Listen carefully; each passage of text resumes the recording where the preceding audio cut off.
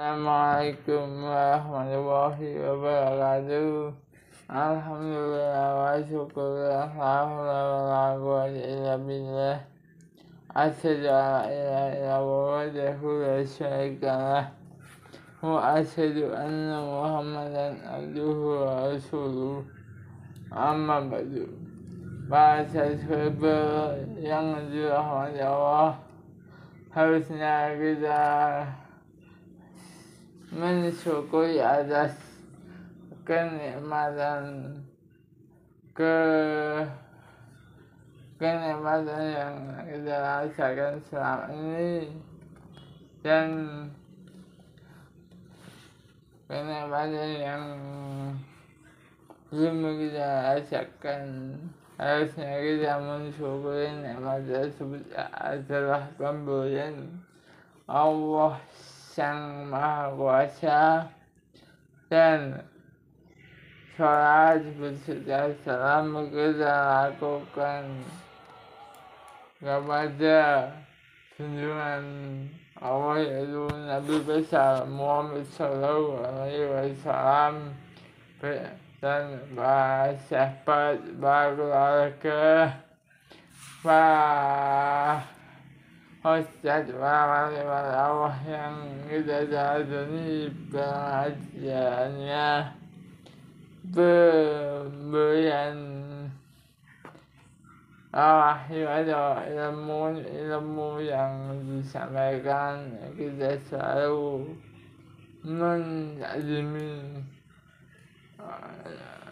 menazimi ilmu dari sang guru atau ustaz yang kita segani.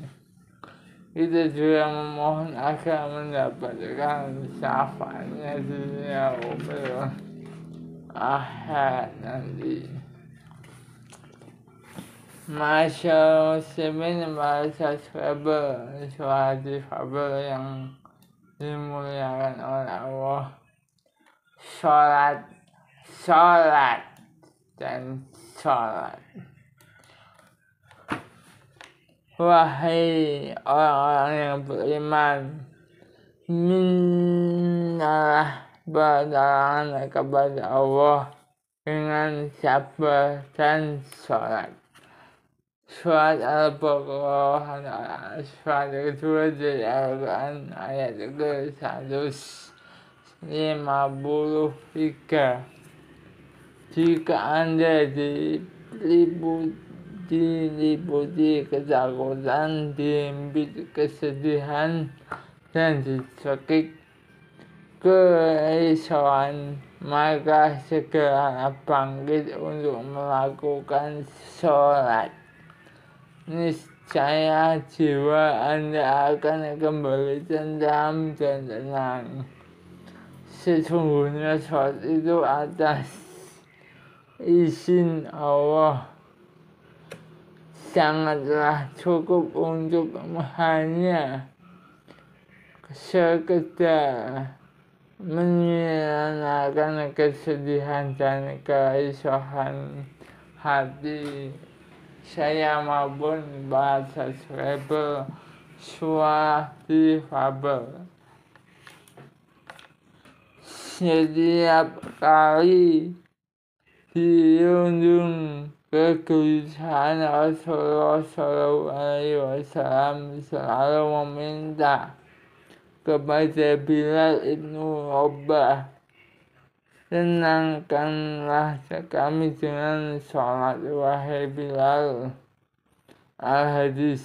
Begitulah sholat benar-benar merupakan penejuk hati dan sumber kebahagiaan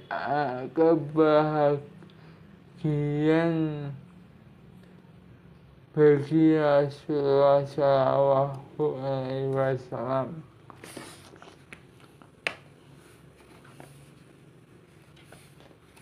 Saya telah banyak membaca sejarah hidup beberapa tokoh kita, dan umumnya mereka sama dalam satu hal.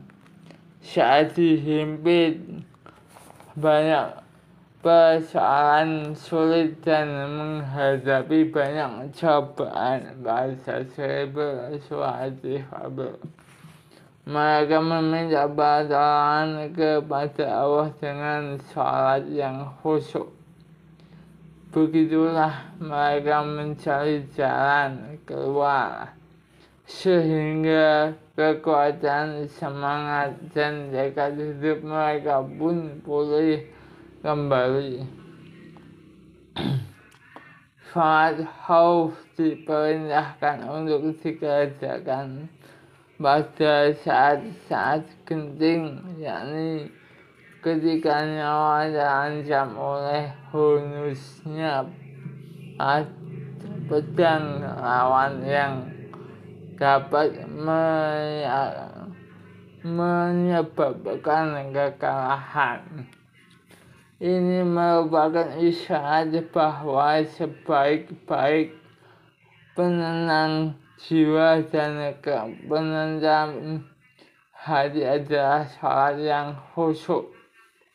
Bagi generasi umat manusia yang sedang banyak menderita penyakit kejiwaan seperti saat ini, hendaklah rajin mengenal masjid dan menempelkan keningnya di atas lantai tempat sujud dalam rangka meraih itu dari Rabbnya. Dengan begitu, niscaya ia akan selamat dari berbagai himpitan bencana. Akan tetapi bila ia tidak segera mengerjakan kedua hal tadi, niscaya air matanya justru akan membakar kelopak matanya dan kesedihan akan menghancurkan urat syarafnya. Maka menjadi semakin jelas bahwa seseorang tidak memiliki kekuatan apapun yang dapat mengantarkannya kepada ketenangan dan ketentraman hati selain sholat. Bagi umat Islam yang sering mengerjakan sholat lima waktu atau sholat sunnah, tentunya bahasa sekalian sekalian, marilah kita jaga sholat kita, ngaji kita, maupun sunnahnya. Sholat salah satu nikmat Allah yang paling besar. Jika kita mau berpikir adalah bahwa sholat wajib 5 waktu dalam sehari semalam dapat menebus dosa-dosa dan mengangkat derajat kita di sisi Rabb kita. Bahkan sholat 5 waktu juga dapat menjadi obat mujarab untuk mengobati berbagai kekalutan yang kita hadapi dan obat yang sangat manjur untuk berbagai macam penyakit yang kita derita. Betapapun bahasa cerebral sholat difabel, betapapun sholat mampu meniupkan ketulusan iman, kejernihan iman, dan kedalam hati, sehingga hati pun selalu ridho dengan apa yang telah ditentukan oleh Allah. Lain halnya dengan orang yang lebih senang menjauhi masjid, meninggalkan sholat. Mereka niscaya akan hidup dari satu kesusahan yang lain. dari guncangan jiwa yang satu guncangan jiwa yang lain, dan dari kesengsaraan yang satu kesengsaraan yang lain. Dan orang-orang yang kafir, maka kecelakaanlah bagi mereka, dan Allah menghapus amal-amal mereka. Surat Muhammad ayat ke-8. Demikianlah kisah dari surat difabel. Untuk kali ini kurang lebihnya mohon maaf apabila ada kekurangan sepertinya lah milik saya pribadi, dan kesempurnaannya lah milik Sang Halik Ilahi Rabbi. Demikianlah, dan kurang lebihnya mohon maaf. Assalamualaikum warahmatullahi wabarakatuh.